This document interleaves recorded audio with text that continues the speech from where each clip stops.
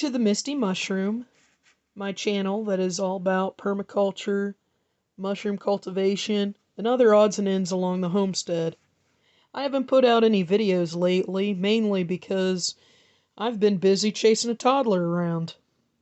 However, even in the wintertime, we do find ourselves being occupied by a lot of different projects, and I'll get some videos out here hopefully soon regarding things such as our construction of a rain collection for the ducks and garden, and also some of our plans that we have for planting and for permaculture around the property. Today's video, I'm going to talk to you about an easy and inexpensive way to feed your family. It's 2021, and with the pandemic still going strong, a lot of us have been suffering financially on trying to manage ways that we can feed our households at a very low cost. One thing that I have found is very resourceful and easy to make is grits. A lot of people are not a fan of grits, mainly because the only thing they have to compare is something they got at an old diner that was lukewarm, had a stick of butter on top, and was subpar, and had little to no flavor. Grits is actually something that can be made uniquely for your palate and for what you have available. It's versatile, and it's a very inexpensive meal. Depending on what you utilize, you can feed a family of 5 for about $1. And that's $1 for one meal for your household. Depending on what you add, you could utilize a few extra things in the recipe, or you can change it up depending on if it's for lunch, supper, or even breakfast. Now there's 2 variations. There's grits and polenta. The only real difference between those is a lot of people say that it is because of the flavorings that are used. But basically grits is utilizing white corn and polenta is using yellow corn. Yellow corn needs to be cooked longer and it has a slight different flavor. But both are very inexpensive. You can get a 5-pound bag of cornmeal, which has about 18 cups in it. And 1 cup is about 2 adult servings. So let's say you get a bag of yellow cornmeal for about $2.28, and you divide that up by how many cups, that's about 13 cents per cup. So about 6 cents per serving, and that's just the cornmeal. So for a family of 5, about 32 cents of cornmeal for a family of 5. And of course, depending on where you buy it and how much you buy, it's going to depend on how much savings you get. Grits and polenta both require a fat added to the recipe. You could use olive oil, butter, vegetable oil, or another type, depending on what you have available. Most people are going to utilize butter, but vegetable oil is certainly cheaper. Vegetable oil, maybe about $1.84 for a 48 fluid ounce. That's 96 tablespoons. That's 0.02 per tablespoon. So that's about 12 cents for a family of 5. That's the cheapest. Going up, the next step would be butter, and then would be olive oil. And doing the math on that, it's about 90 cents for a family of 5, depending, of course. Now you can add seasonings. That would be to your flavor palette. You can add, of course, salt and pepper. But other things like onion powder, garlic, dried herbs, anything that you have that you want to season your grits with is going to improve the flavor and give it your own special touch. Then when the grits is done, you can always add on top any grilled vegetables, meat if you're able to have it, or you could have it as a side to a meal.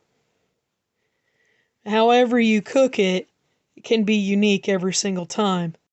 I like to cook our grits in the Instapot, mainly because it is the fastest method to make them, and the easiest when I've got my hands full.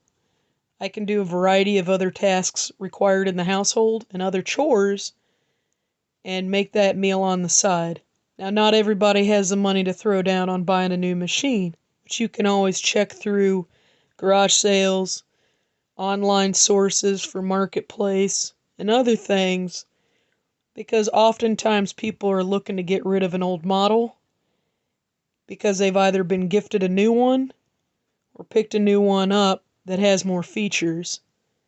Most of the time I can find used machines online for about $40, but I've seen them as cheap as $15 depending.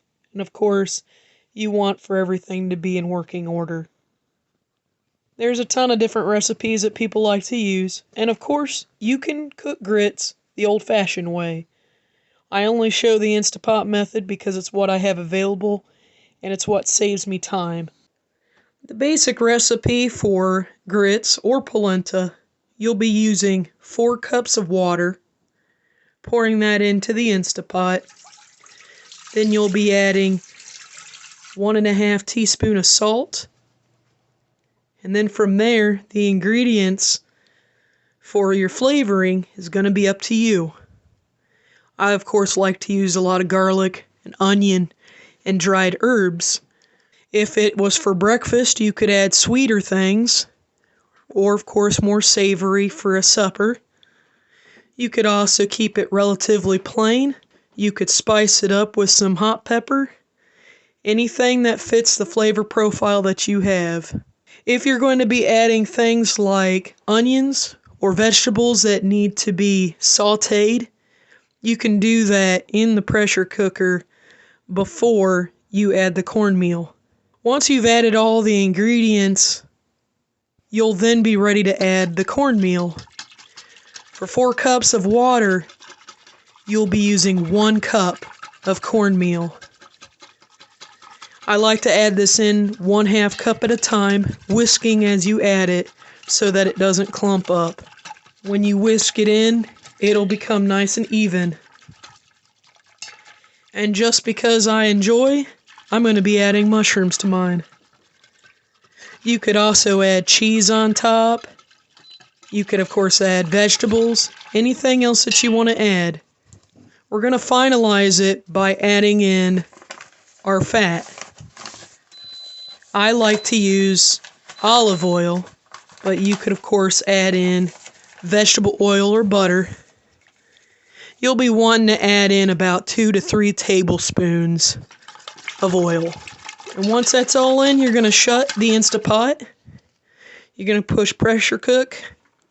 Now, if it was yellow corn, you'll want to do that for 8 minutes on high. For white corn, I find that goes about 6 minutes on high. And you let that naturally release. Once it's done cooking, and you open up the Instapot, it'll be a little soupy. It takes only a few minutes for that to set up. So you'll want to take your spoon and get in there and scoop around on the bottom to definitely get any of the areas that may have burnt. And you'll just be mixing that up a little bit. And as it continues to keep warm, it'll cook a little bit longer. And those ingredients will solidify just a bit. The consistency of it is not as grainy as oatmeal, but it is a nice mash. And this makes more than enough for 2 adults. And once you're done with it, any leftovers, of course, can be reheated. They do that quite well. I've never had any issue with it. The only key notes I'm going to add is that when you do more than 2 adults and utilizing more than 4 cups of water, can get a little bit more troublesome. But just follow the instructions and add your ingredients appropriately.